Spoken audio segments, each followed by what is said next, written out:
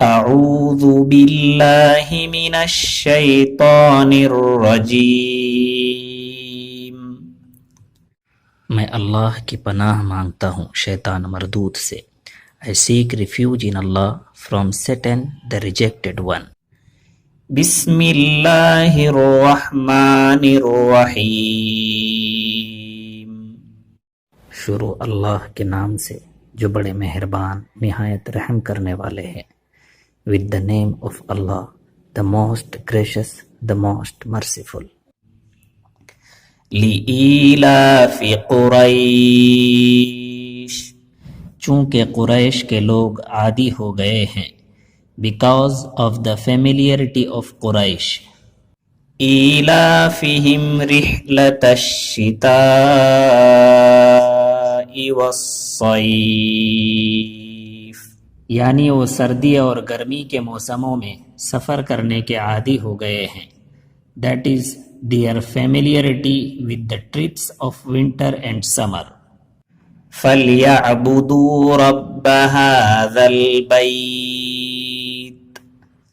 اس لیے انہیں چاہیے کہ اس گھر کے مالک کی عبادت کریں. They must worship the Lord of this house.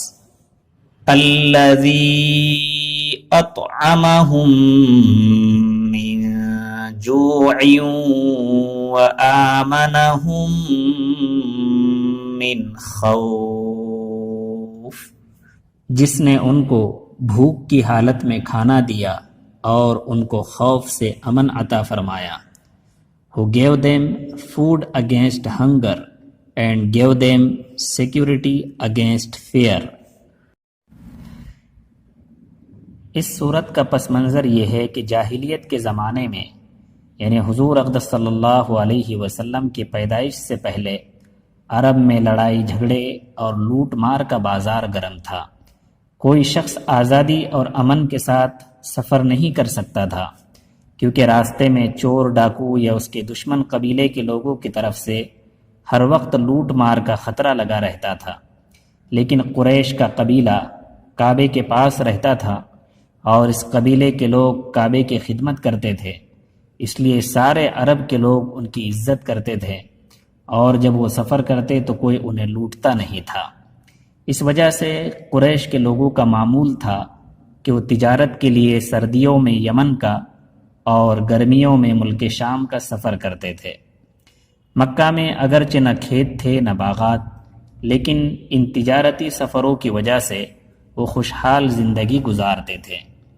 اس صورت میں اللہ تعالیٰ انہیں یاد دلا رہے ہیں کہ ان کو سارے عرب میں جو عزت حاصل ہے اور جس کی وجہ سے وہ سردی اور گرمی میں آزادی سے تجارتی سفر کرتے ہیں، یہ سب کچھ اس گھر یعنی کعبے کی برکت ہے کہ اس کے پڑوسی ہونے کی وجہ سے سب ان کا احترام کرتے ہیں.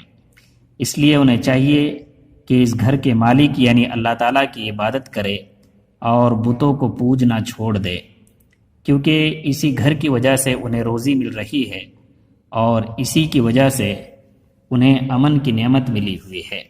اس میں یہ سبق دیا گیا کہ جس شخص کو کسی دینی خصوصیت کی وجہ سے دنیا میں کوئی نعمت ملی ہو، اسے دوسرے لوگوں سے زیادہ اللہ کی عبادت و فرما برداری کرنا چاہیے.